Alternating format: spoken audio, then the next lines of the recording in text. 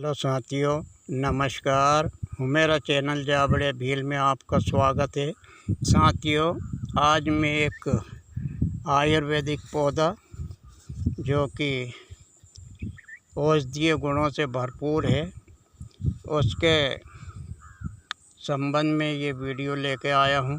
साथियों देखिए, आप इसको पहचान लीजिए।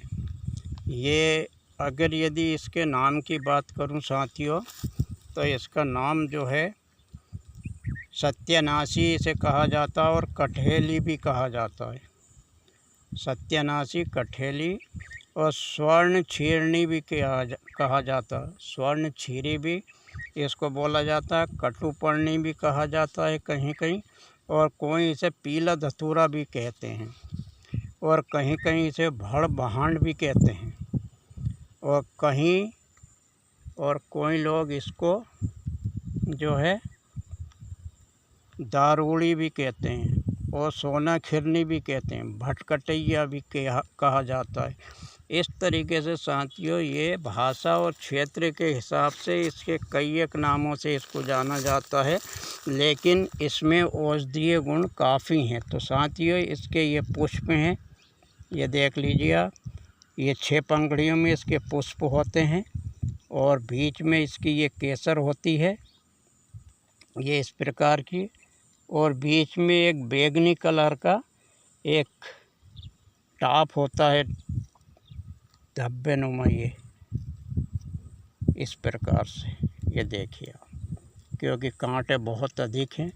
आप भी जब भी कभी अगर यदि इसका औषधीय रूप में उपयोग करें तो कांटों से संभल कर करें, क्योंकि इसके कांटे भी सफ़ेद होते हैं, और ये लग जाने पे मतलब जो है त्वचा में दिखते भी नहीं हैं। तो जब भी कभी अगर यदि किसी भी रोग के अंदर इसे इस्तेमाल करने का हो, तो आप इसको बड़ी सावधानी से करें, ताकि इसके कांटे आपको नुकसान नहीं पहुंचा पाएँ। इस प्रकार से तो साथियों, मैंने आपको हर भाषा के अंदर इसको भाषा और क्षेत्र के हिसाब से आपको इसके नाम से अवगत कराया। अब साथियों, ये इस तरीके से ये इसका फल है। ये देखिए, ये फल लगा हुआ है इसका, और ये पुष्प हैं इसके, ये इस प्रकार के।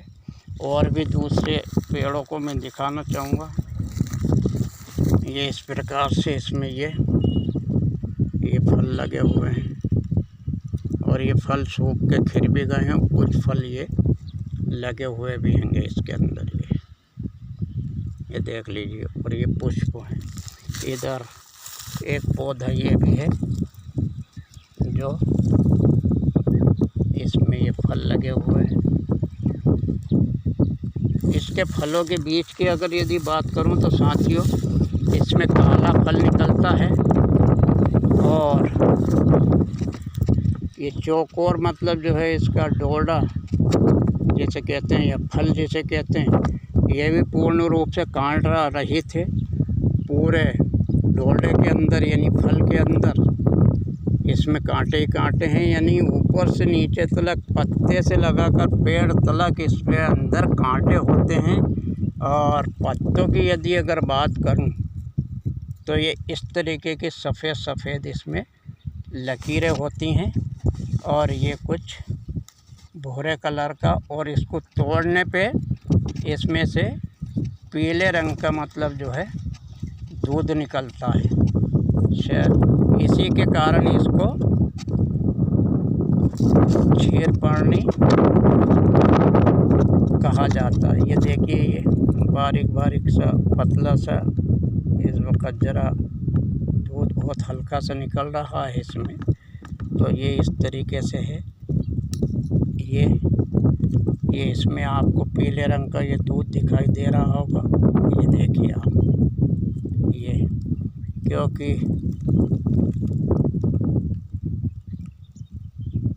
ये देखिए, ये जो है, और ये इसके फल हैं इसमें। ये इसके के फल, यानी कि पूरे पेड़ के अंदर मतलब जो है कांटे ही कांटे, हालांकि कांटे बहुत बारीक होते हैं और पत्ते इसके दोनों तरफ से एक जैसे ही होते हैं। ये लकीरें पीछे की तरफ आपको हरी लकीरें दिखाई देंगी इसको, और सामने ऊपर की तरफ इसमें पूरी ये सफ़ेद लकीरें नज़र आती हैं ये पत्र के अंदर, ये सफ़ेद। और इसी को यदि अगर हम पीछे की तरफ से देखते हैं तो इसमें जो है ये सफ़ेद पन्नी है, ये पत्तों के अंदर इधर ज़रूर वैसे ही ब्राउन भूरा कलर है, बाकी मतलब जो है सफ़ेद लकीरें तो जो है ये ऊपर ही रहती हैं।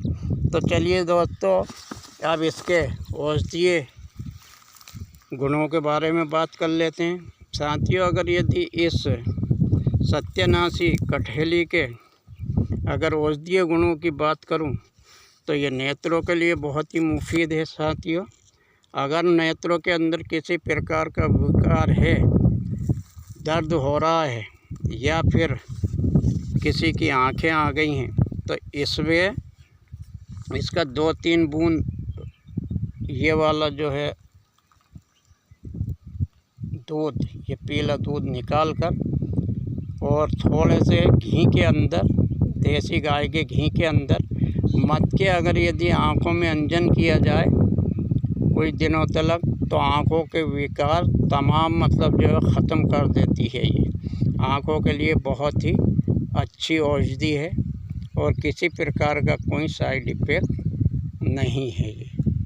पर इसी प्रकार से दूध निकाल लेना है, ये जो मैं आपको बता रहा हूँ, ये इस प्रकार से दूध निकाल करके और इसमें घी मिला करके, घी में इसको मिला लिया, यानी मत लिया अच्छा किसी कटोरी या प्याली वगैरह में, और आँखों में इसकी अंजन कर लिया, तो आँखों की लाली और आँखों का आना और आँखों का दर्द करना ये सब बंद हो जाता है।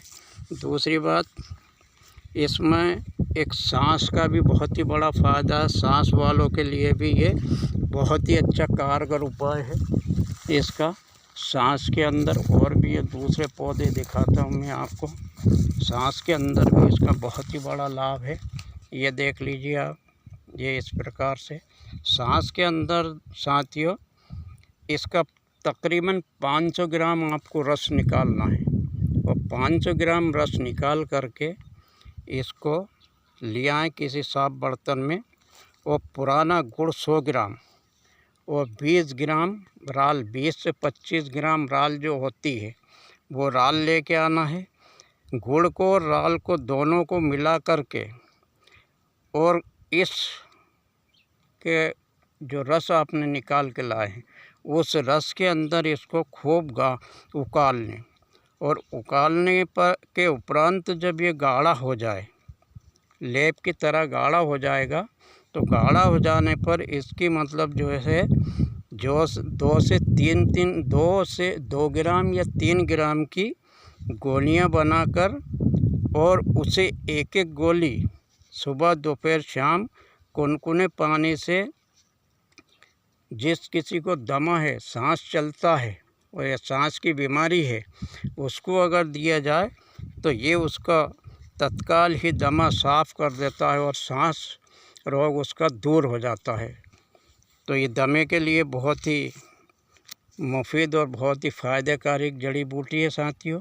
लेकिन आपको करना यही है कि बस इसका तकरीबन आधा किलो इसका ये निकालना पड़ेगा, आधा किलो नहीं, ये मुश्किल अगर लगे तो फिर आपको जितना इसमें से रस निकाल सको उतना ही रस आप इसको निकाल लें, और निकाल के उसी हिसाब से गुड़ की और राल की मात्रा बड़ा घटा लें, और बड़ा घटाने के बाद में मतलब जो है उसको उकाल के गाढ़ा करके और न किसे मतलब जो है उसकी वही 2 से 3 ग्राम की गोलियां बना लें, और एक एक गोली उसकी सुबह दोपहर शाम आप गरम जल के साथ में, यानी कुनकुने पानी के साथ में सुबह दोपहर शाम अगर यदि देते हैं तो उसका सांस बिल्कुल निश्चित ही मतलब जो है बंद हो जाएगा, और उस रोग से उस मरीज़ को छुटकारा मिल जाएगा। तो इस प्रकार से आप इसको कर सकते हैं। और एक मूत्र विकार के लिए भी इसका बड़ा फ़ायदेकारक असर है इसका। मूत्र का अंदर यदि मूत्र नली के अंदर किसी प्रकार की जलन पड़ रही है और पेशाब अगर रुक रुक के आ रही है, बूंद बूंद आ रहा है, और पेशाब करते टाइम मतलब जो है बूंद बूंद पेशाब गिर रहा है, और अगर यदि जलन पड़ रही है खूब, तो इसके 20 ग्राम पंचांग, इसकी जड़, इसका तना, इसके पत्ते, इसके फल, इसके फूल, इसे पंचांग बोलते हैं। तो तकरीबन 20 से 25 ग्राम इसका मतलब जो है पंचांग लेना है आपको, और 1 गिलास पानी में इसको शाम को भिगा कर रख दें, और सुबह उठ के उसको उकाल करके मतलब जो है उस जल को छान के पिलाएं। और पिलाने से मतलब जो है उसका 1 2 3 टाइम पिलाएं, सुबह दोपहर शाम, सुबह दोपहर शाम, ये क्रिया करें आप।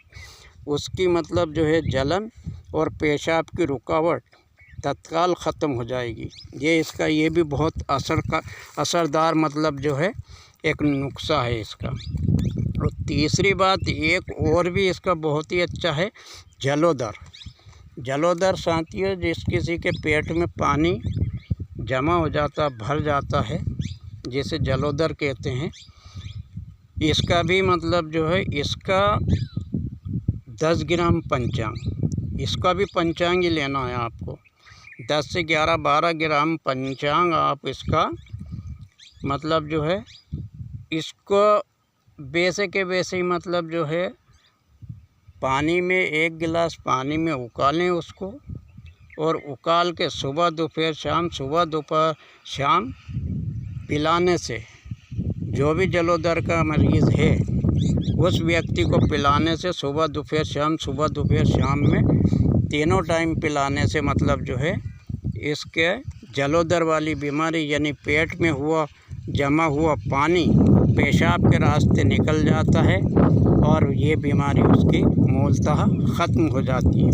तो चलिए साथियों, मैंने आपको ये वीडियो बताया और आपने इसे जाना और समझा, और आपको मेरा ये वीडियो अच्छा लगा है तो आप मेरे वीडियो को लाइक करें, शेयर करें, और बेल आइकन बटन दबा दें, घंटी वाले बटन दबा दें, ताकि आने वाले वीडियो भी मेरे आपको पहले मिलते रहें। इसी के साथ जय हिंद, जय भारत।